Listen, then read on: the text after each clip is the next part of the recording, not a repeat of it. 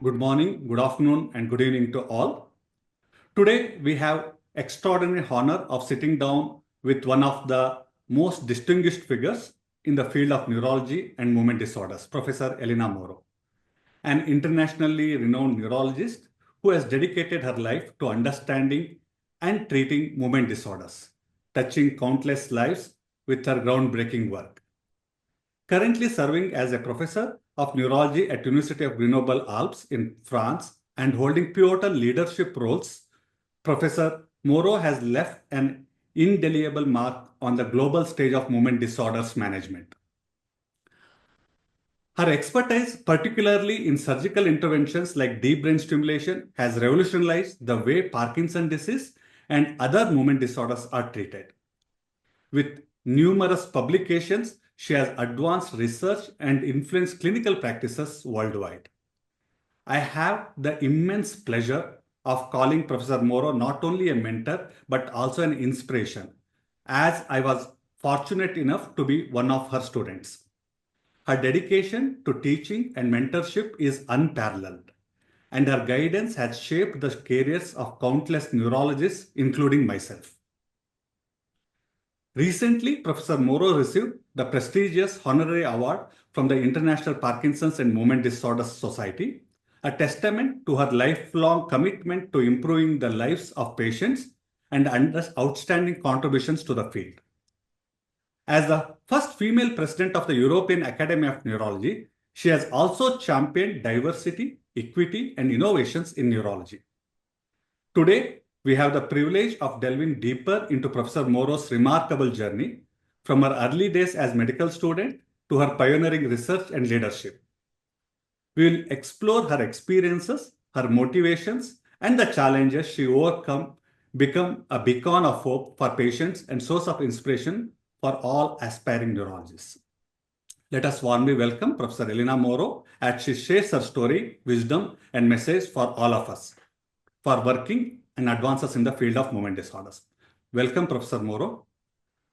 Oh, thank you, Prashant, but my goodness, what kind of introduction? You deserve more than that. You deserve more than that. I'm speechless, Prashant. Thank you so much. Yes. Let's start with asking. Let me start with the first question, specifically in relation to your personal journey. Professor Moro, could you take us, how did your journey in neurology start? What inspired you to specialize in movement disorders? And how did this passion evolve over the time? Oh, it's a long story, but if I have to point out what has been my first thought since the beginning, I wanted to become a surgeon. So then a general surgeon, then for many reasons, so I moved to neurology. So the first time that the brain stimulation started in Italy in 1993, it was for me a great opportunity to be involved in functional neurosurgery for movement disorder, especially DBS. And for that, I got the passion for Parkinson's disease as a movement disorder.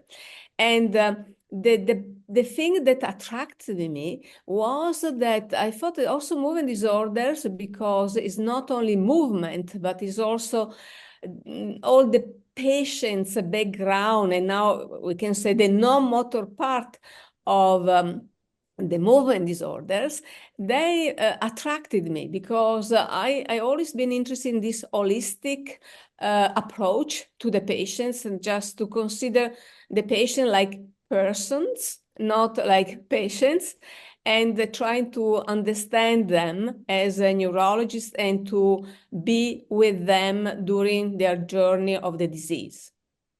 That's great. That's really impressive. I think that's a lot of things for all of us to get motivated as such. Coming forward on your works, especially in your research, how you have worked on. You have worked exclusively on deep brain stimulation, surgical intervention, movement disorders has been your forte, I should tell. And your works have been groundbreaking on that. Can you share some of your memorable milestones, challenges from your research and clinical practice? What is that inspires you down there? Yeah, so, I think like all of us, when you see something, you try and it works, or a medication which works, you try to understand why is working or why is not working. So if I go back to the example of the brain stimulation at the beginning, what was fascinating is why I'm seeing that. What is happening in the brain of these patients? How can I make things going better? Or what are the things that they can worsen what I'm observing? And was the reason why, when I was still young, I was passionate in understanding why this patient can reduce levodopa.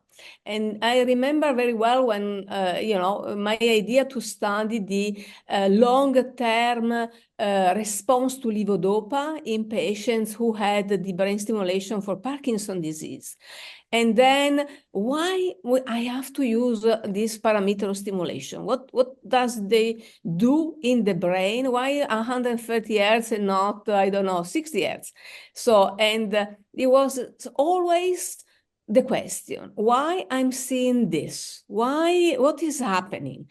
What I can do, as I said, myself to make it better. So this has been really the questions that they have always basically been my engine especially during the brain stimulation, now in other fields. That's great. That's really impressive. What are you thinking is going to happen? Because you have been working so intensely in the field of movement disorders and surgical fields. How fields has to evolve down the time, and where do you think your contribution should work more, and how you are going to motivate all of us? What we should take it up as? Well, this is a very good question and also difficult one. What I'm seeing, right, especially over the last years, is that with the technology now we can do much more, right? So if I just go in the area of neuromodulation, I think there is a lot is coming, especially with the neuromodulation using the focal ultrasound. The brain stimulation will still be great, but the limitation is that is a symptomatic treatment, right? The neuromodulation, like open the barriers, modulating the membrane of the neurons, they can open a little more to some more restoring part of the brain. So that probably will come. And also, I'm very fascinated about the first onset of neurodegenerative diseases, right? So I'm here in Turkey for the Turkish Neurological Congress, and I was listening to the headache specialist, and they were talking about the neuroinflammation, right? And now we know very well that for Parkinson's disease, for Alzheimer's disease, is the neuroinflammation is probably one of the first start of the diseases. So again, this holistic approach to several neurological disorder probably is one of the best solution to go really, I won't say prevention, but really at the beginning of one of the most important pathways that probably then, we divide, one person will get Alzheimer, the other will get, I don't know, Parkinson's, multiple sclerosis. So that is fascinating to me today. And probably in the next years, we will see much more, co-pathology and comorbidities and first pathological basis of neurodegenerative diseases. Great, great, very impressive. I'm looking forward what type of breakthroughs we'll be able to see down the time. Mm. But I think the most important part for us has been you receiving the honorary award at this International Parkinson's and Movement Disorder Society. You have been at so many pivotal roles in the society. You have been working at leadership roles in so many things.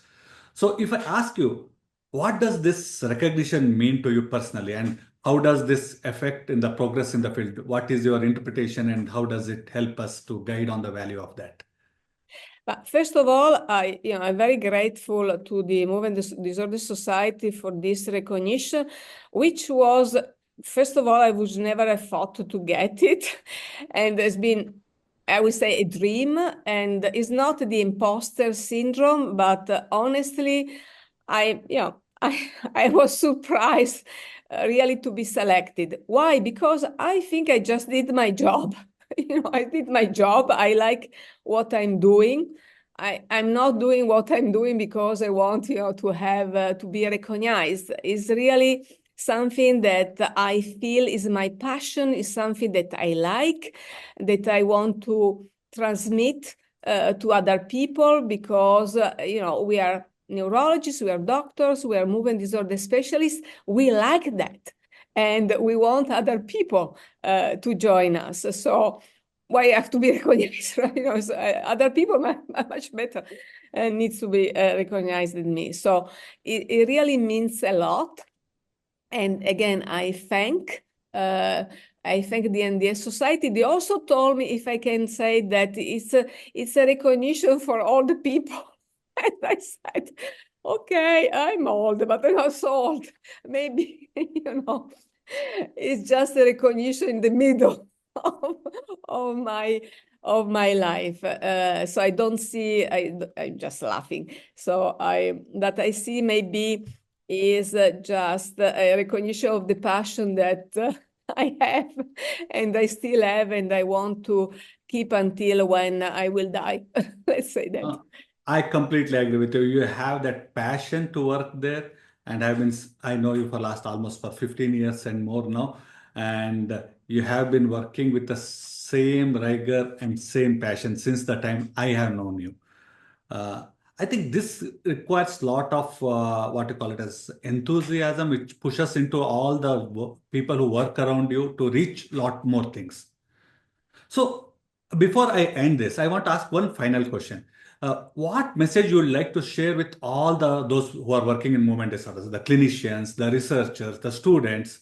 What is the future for them? What they should look at, or how, based upon you, what is the tips they will get how to perform there in the career, or what to look for that? Well, I think to have a mentor is very important in our field. To ask also for support because I think the secret is to work in a team also, right? So you need a team.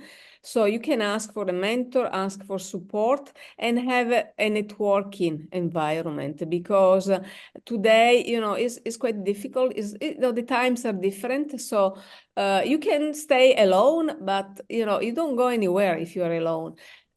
So this is one of my suggestions. So cultivate also your passion. If you don't have, I think that everybody has the curiosity why I'm doing this, right? So cultivate your curiosity, be courageous, no, be patient, and perseverate. If you have some difficulties, it's good. Difficulties, they help you to be stronger. So take the courage and say, yeah, I'm going on. I'm going on. I will perseverate and keep positive, right? And keep humble also. But I think these 5 P's that I always say: passion, patience, perseverance, pleasure in what you do, and keep positive. Thank you. Those are great words. I'll tell you, those are the most important things. Working in team, not hesitating to reach out, keep the passion, and always be grounded. That's the most important thing. What I completely agree with you.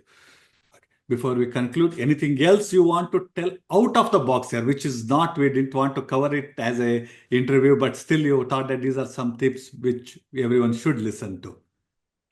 As I said, really, I am very grateful, right? I'm very grateful to my colleagues, to all the people that I've been known over these years. They supported me, they helped me, all the fellows, the teams, the colleagues. I think that I realized that I got a lot from the life. So I want to thank people. Thank you. Thanks a lot. Thank you so much, Professor Moro, for this, for sharing your incredible journey, insights, and wisdom with us today. I should tell that so many times I've spoken to you, but sometimes to get this chat is so difficult to go on. We wish you a continued success in all your endeavors and looking forward to see how your leaderships and vision will continue to shape the future of neurology and movement disorders to tell about. Thank you, Professor Moro, for this really memorable conversation what I had with you today. Thank you once again. Thank you very much. And thank you also for the people who are listening.